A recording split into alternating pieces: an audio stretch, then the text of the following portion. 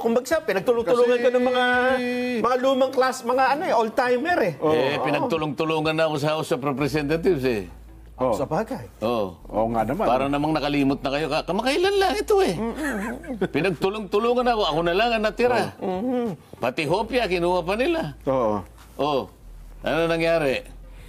Nakalipat tuloy ako ron. Ayun. Pagtulong-tulungan nyo uli ka ngayon. Baka may ibang... Bahala kayo. Akala, mawawalan ako ng loob. Masisiraan ako ng loob. Sumakay na silang lahat. Saka. Wala pa siyang nailalatag kung anong gagawin niya. Pakikialaman niya itong magtatayo ng independent investigative body. Hindi, subukan mo. Di ba? Ayun. Sana makarating sa kanya. Kung wala ka palang tiwala doon sa komite. Yun daw kanyang proposal na yun ay nanggaling sa panukala ng isa pa. Na mag-create ng isang independent People's Commission naman. Wala silang tiwala pala sa Blue Ribbon Committee. Questionin nila. Ayun, diba? naman. Yun ang pwede proseso. naman kaming magdebate dun Diba? Kung pamamaraan ko, halimbawa, ayaw nila, magdebate tayo. Yan. Yun ang inihingi ng pagkakataon, di ba? Hindi naman nagsasalita sen eh. Hindi, kung magpo-propose kayo na hindi naman yun naiintindihan ng mga... Hindi, ako siguro, Sen, alam niyo, natakot sila sa nangyaring ito eh. Kasi ang tao, in fairness, so 100, parang 1,500 po pabor sa inyo eh. Pangit yun yung sa 100 tao, 1,500 ang pabor. Ibig ko sabihin, yung unang dating kayo sa Senado, Sen, mukhang iba agad ang dating eh. Yung tao kasi parang, sabi nila, nabuhayan kami ng pag-asa. Meron palang ganito, pwede palang gawin ng ganito. Ako naman, ha? Ang analysis ko dyan, Jen, ang tingin nila dito ay ang tinitingnan nila dito yung 2028 election eh. Kasi mukhang nasapawan na sila ng Rodante Marcoleta. So, hindi sila makaangat-angat ngayon. Sabi niya, paano tayo aangat ngayon sa 2028? Paano tayo magpapakitang gilas? Nasapawan tayo. Ang mainit na issue ngayon, flood control. Paano natin ipapasok yung agriculture? Ikaw, anong ipapasok mo? Hindi, flood control din kasi ito mainit. Binigay nga sa akin ng Blue Ribbon. Kasalanan ko ba yun? Hindi naman sila nag-apply siguro ron. Nung ako, sabi ko, pwede nyo bang ibigay sa akin yan? Wala namang kumontra. Tinatanong ako kasi. Sabi ko, gusto ko sana yung Blue Ribbon. Naman. Pwede naman nilang hindi ibigay sa akin. Hindi, naibigay ko na kaya hiningi ni ganito eh. Wala naman eh. Sabi ko, kung wala, di kukunin ko. Wala naman eh. Problema ba yun? Yun na nga. Sa kabila ng mga pangyayari ito, Sen, makaka-apekto ba ito sa mga susunod ninyong pagdinig? Kasi sa Lunes, particular sa Lunes. Kasi in-expect, meron pa isang senador na nag-privilege speech din eh. Parang hinihiling pa yata na, ba't nyo kasi naman ako inunahan, meron pa akong mga gusto sabihin eh. Di ba? Lunes na pala naka-schedule ito. Sen, yung second hearing nyo. Hindi nga, nung una nga, nagsalita na nga rin yun. Dapat sana nga niya hindi sila nag-hearing muna yung araw na yun eh. Dapat pinauna nila ako isang araw na lang sana. Pinauna mo na yung kanyang privilege speech.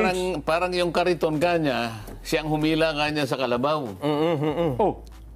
Sabi ko naman sa sarili ko, bakit? Kinakailangan ko bang tanungin lahat ng mga kasama ko sino yung magpiprivilege speech dito? Mandato ko ito eh. Malay ba natin na mayroon pala sila ganun? Ako may pananagutan dito eh. Yun na nga po. In-announce ko naman yun eh. Naka-announce yun. Sa ganitong araw, magsisimula ang pagdinig ng Blue Ribbon Committee.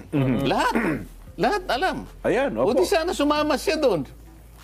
Ba't pinili niyang magpakatahi-tahimik pagkatapos na makapagsagawa ng isang pagdinig? At saka siya ngayon, magpi-privilege speech pala siya. Kahit na hindi na pinapayagan ng tuntunin, sige, pinakapagsalita pa rin.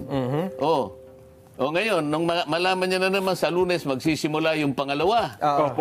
Nag-manifest sa floor, sabi niya, sana i-reset yung September 1. Bakit daw?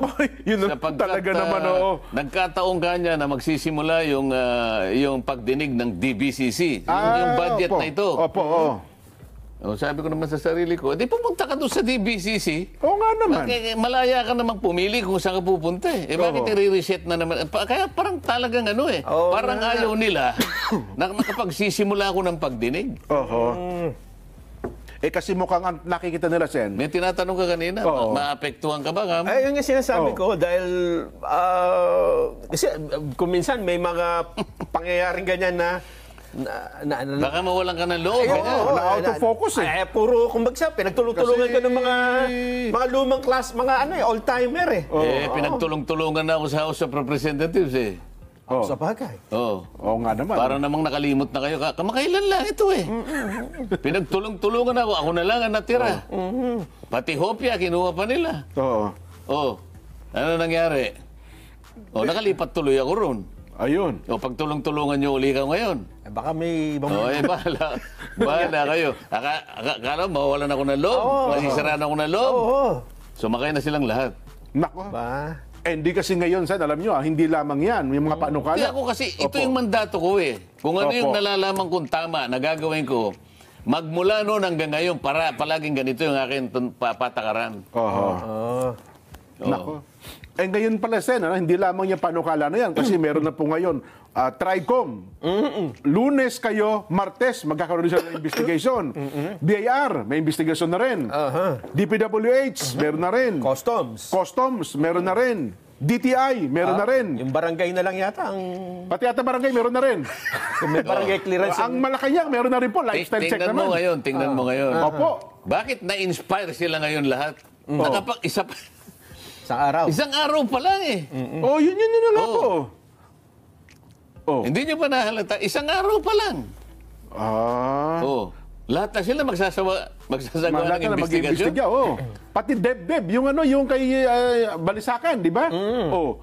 Oh, hari nawa na makagawa sila. Pati ho ngayon ang Department of Budget and Management ay nag-iimbestiga na rin ng mga projects na ito. So, ang ibig nila sabihin, total, nagsisimula na kami. Ikaw, Blue Ribbon, huminto ka na, ganun ba? Parang ganun po ang mensahe, Sen. Kasi ang Blue Ribbon, parang gusto nyo sabihin sa taong bayan, oy, Blue Ribbon, preno ka muna. Pwede bang ito muna ang bigyan natin ng pagkakataon? Yung nga isa sinabi, wag muna kayong magano. I-reschedule nyo na ako muna. Parang ganon, Sen eh. So, nakikipag-agawan sila ngayon. Yun na nga po. Ba, talaga yatang... Hinahamon. Oo, di ba? Hindi sila nag-aamon, nakikipag-ano siguro sila. Paligsahan. Nakikipagpaligsahan. May competition na, di ba? Di maganda kasi ang taong bayan nakikinig. Ha? Sumusubaybay. Opo. Pagka competition, makikita nila ngayon. Alam mo, pagka ang competition healthy, Tama. Healthy makikinabang competition. ng makikinabang ang taong bayan. Opo. Makikita sino kaya talaga sige. O makikita nila ang pagkakaiba ngayon. Hindi kayo maguluhan sa inyo kasi sa dami na mag-iimbestiga, sa halip na healthy competition, maguluhan pang isipan ng taong bayan. Sila ang magugulo. Yung iba. Ngayon lang kayo nakaisip ng ganon? Kung merong nagsimula? Nakita siguro ng mamamayan, parang tama yung landas na tinutuntun nito. Yun na nga. Hindi siya maingay. Simple lang siya. Ang mga tanong, kitang-kita, maliwanag. Di ba? Ngayon, tsaka sila ngayon magpapaligsahan. Di ba, hala kayo sa buhay nyo? Biglang dumami ang mag-iimbestiga ngayon, Sen, ha? At ang gusto natin iparating sa inyo, same subject matter. Di maganda. Di ba? Di maganda, sige. Baka naman kasi kako yung imbis. Halimbawa, si Secretary Manny Bonoan, di pa nakakatulog. Baka kung ano-ano masagot niya sa mga pagkatanong, hindi na... Yung kanyang isipan, hindi naman mapagkatulog yung tao ng mga imbestigahan. Anong iimbestigahan halimbawa ng department, anong sabi mo? Yung DepDep. Yung dating NEDA. Yan, anong iimbestigahan niya? Yun daw pong, di ba nung binabalita natin yan na mag-iimbestiga, i-review nila yung mga proyektong pinasukan na ito ng mga malalaking flood control projects. Kailan daw? Paano daw? Sinimulan na raw po nila. Jesus, Mariosi. I-assess daw po yan. Balik na lang tayo dun sa total magulo yung mga... Sa Lunes, Sen, ay... Anong aasahan natin? Baka naman... Nagpalabas na ng sabina. Ha? Si Senate President. Marami bang mga bagong madidiscover na naman? May inihanda ba kayo? Hindi naman. Kinakailangan kasi dumating yung mga pinatawag. Yung kasi mga iba wala. Opo. Maghintay kayo. Wala bang sagot na darating sila o nagde-decline? Hindi, ipa-arresto na raw eh. So ito ay hindi invitasyon. Hindi na, subpoena na ito. Oo nga, no? Subpoena na Ang ito. subpoena ay hindi mo pwede i-decline. Tama ba, Sen? Bahala sila kung darating sila o hindi. Di ba? Nako. Basta ako na magsasabi, Nelson, may pasabog sa Lunes. May pasabog? May pasabog.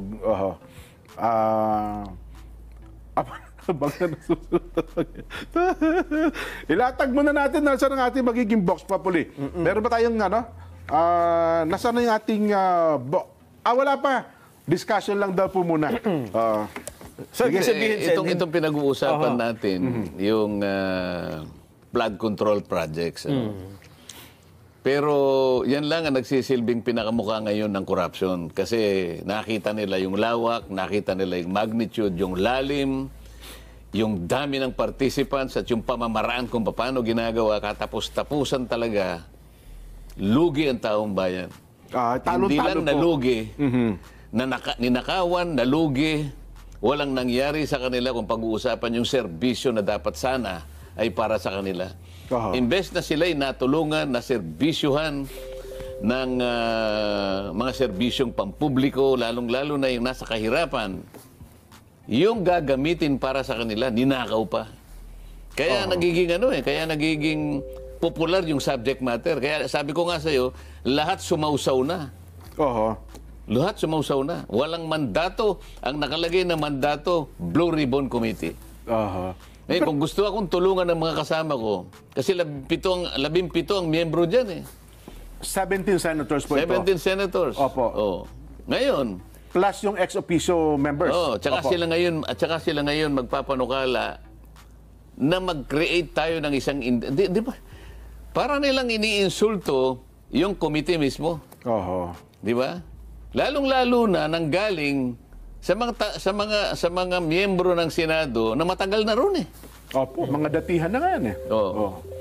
Pero teka lang, Sen, bago nyo ituloy po yan, may nagbigay din ng komento. Sabi niya, teka lang, hindi kaya ganyan din ang sabihin ng Pangulo na para bagang inuunahan siya ng Blue Ribbon Committee? Kasi mas nauna daw po nagpatawag ng investigasyon ang Pangulong Bongbong, Sen eh.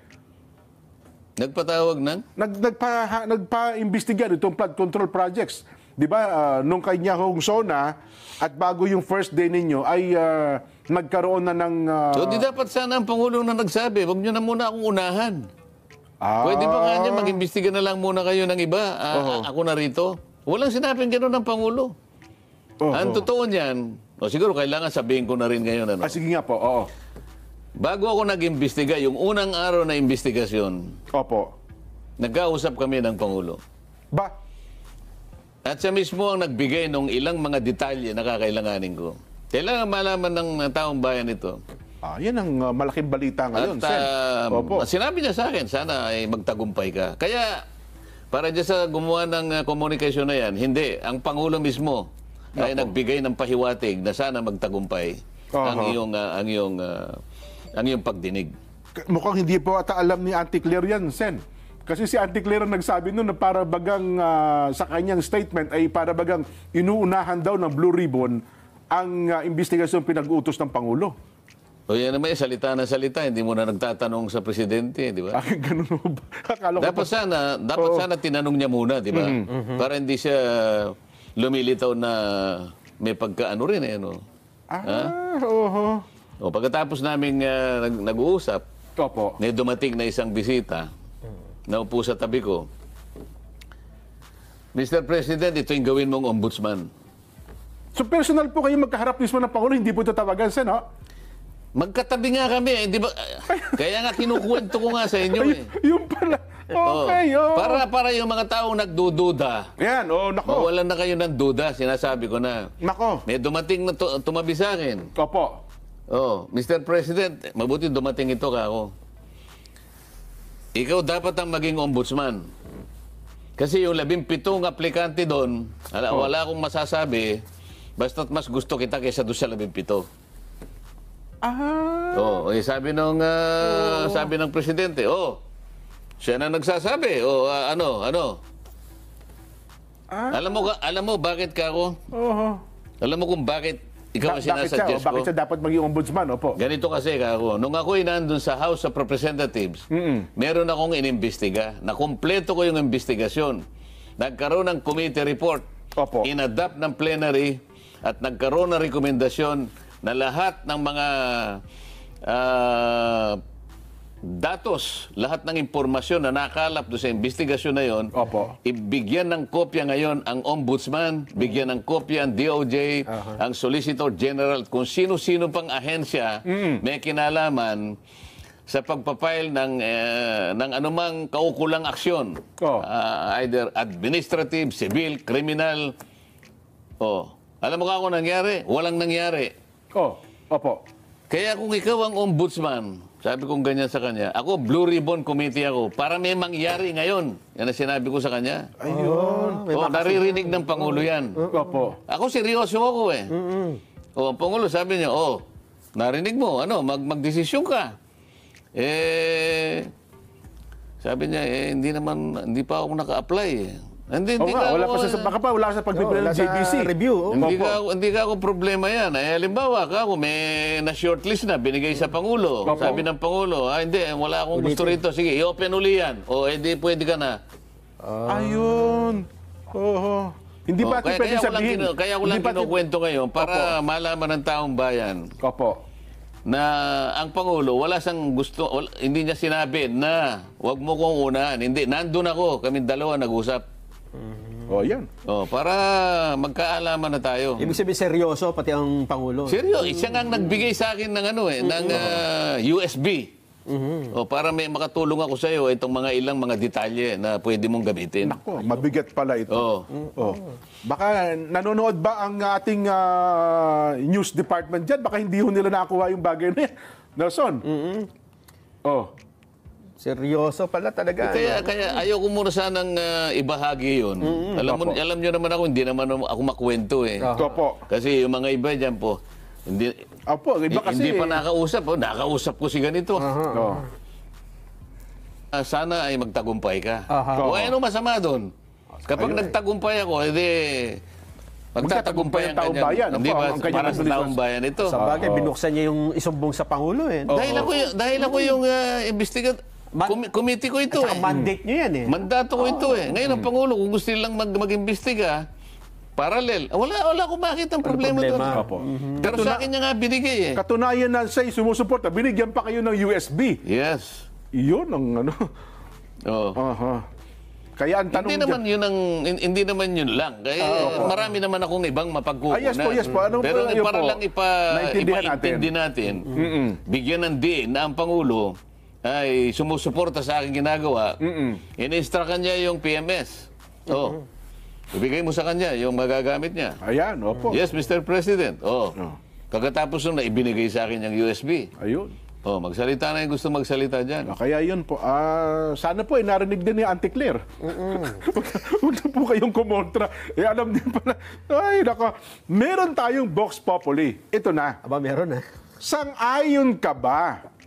Kayo po ang aming tinatanong. Sang-ayon ka ba na magtayo pa ng Independent People's Commission para imbestigahan ang anomalya sa flood control projects?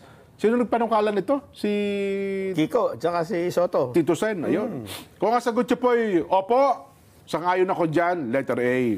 Kung ang sagot niyo na, hindi po, hindi na kailangan yan.